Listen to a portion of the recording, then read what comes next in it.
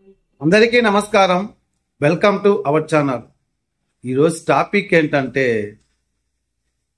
భాగవతము, అందులోని కొన్ని ప్రశ్నలు, దానికి సంబంధించిన జవాబులు తెలుసుకుందాం. ఈ భాగవతము ద్వాపర యుగంలో సంబంధించినది.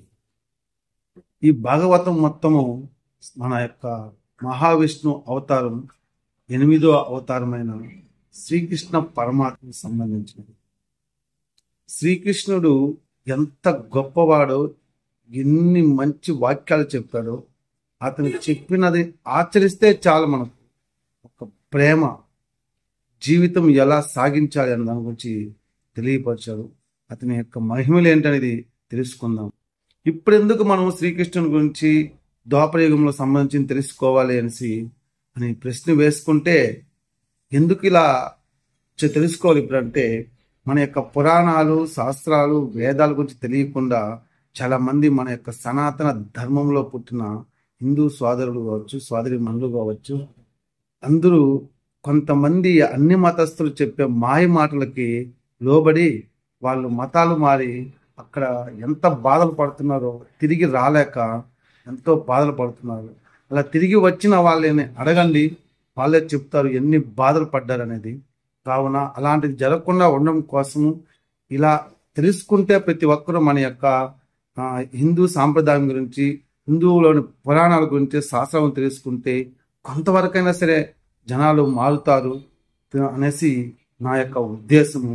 కావున ప్రతి ఒక్కరూ ఆలోచన చేయాల్సిన అవసరం ఏంటంటే, మీరు ఈ యొక్క క్వశ్చన్లు విన్న తర్వాత, దీనికి సంబంధించినవి విన్న తర్వాత 10 మందికి ఈ యొక్క వీడియోని షేర్ చేయండి.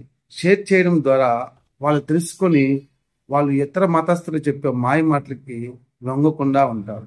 ఇది తెలియకుండా పోవడం, మన యొక్క ధర్మాలు గురించి తెలియకుండా, పురాణం తెలియకుండా పోవడం వల్లే ఏదో వాళ్ళు చెప్పే కొన్ని విచిత్రమైన ప్రశ్నలకి మన దగ్గర ఆన్సర్ లేకుండా తెలియదు కాబట్టి, అవునేమో వాళ్ళు చెప్పేది నిజమేమో, కరెక్టే కదా అనేసి అలా లొంగిపోతున్నారు. కావున అలా జరగకుండా ఉంటుంది. దయచేసి ఈ వీడియోలు చూసిన తర్వాత ప్రతి ఒక్కరూ షేర్ చేయండి. షేర్ చేయడం కూడా ఇది ఒక సేవని గ్రహించండి. ఇది కూడా ఒక సేవే. డబ్బులతో అన్ని చేయడము సేవ కాదు.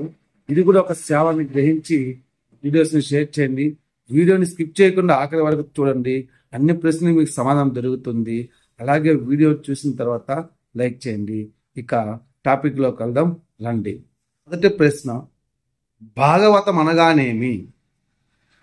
జవాబు, 18 పురాణాలలో భాగవతము ఒక మహాపురాణము.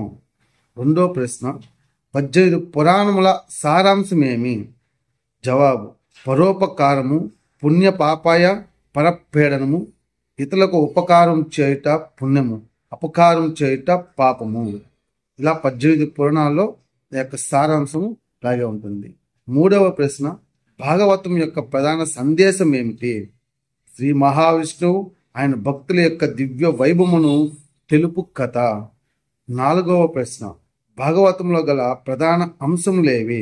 భాగవతంలో విశ్వ ఆవిర్భావ, పూర్వోత్తరము, అవతారాల చరిత్ర, నారద వృత్తాంతము, కృష్ణావతారం, సమగ్ర వృత్తాంత వివరాలు, ఇతర ఉపన్యాసాలు ఉన్నాయి. ఐదవ ప్రశ్న, భాగవతము సంస్కృతంలో రచించినది ఎవరు? వ్యాస మహాముని. నెక్స్ట్ క్వశ్చన్, వ్యాసుని భాగవత రచనకు ప్రోత్సహించినది ఎవరు? మహర్షి నారదుడు. ఏడవ ప్రశ్న, వ్యాసుని కన్నా ముందుగా భాగవతమును ఎవరికి చెప్పారు? జవాబు, భాగవతమును బ్రహ్మ వ్యాసునికి చెబితే వ్యాసుడు శకునికి చెప్పాడు. భాగవత రచనను వ్యాసుడే విధంగా ప్రారంభించాడు. శాపగ్రస్తుడై మరణం ఆసన్నమైన పరీక్షిజ్ఞ మహారాజుకు సుఖ మహర్షి భాగవతమును చెప్పినట్టుగా చెబుతూ భాగవత రచనను వ్యాసుడు ప్రారంభించాడు. 9వ ప్రశ్న, ఆ శాపము ఏమిటి? శపించిన రాజు నుండి 7వ రోజున పాము కాటు వల్ల పరీక్షిత్తునకు మరణం సంభవించునని ఆ శాపము. 10వ ప్రశ్న, పరీక్షిత్తుని ఎవరు శపించారు? శృంగి ముని. ఈ రోజుకి ఇది చాలండి. రేపటికి మరికొన్ని ప్రశ్నలు, దాని జవాబులు తెలుసుకుందాము. అంతవరకు జై కృష్ణ. భారత్ మాతాకి జై.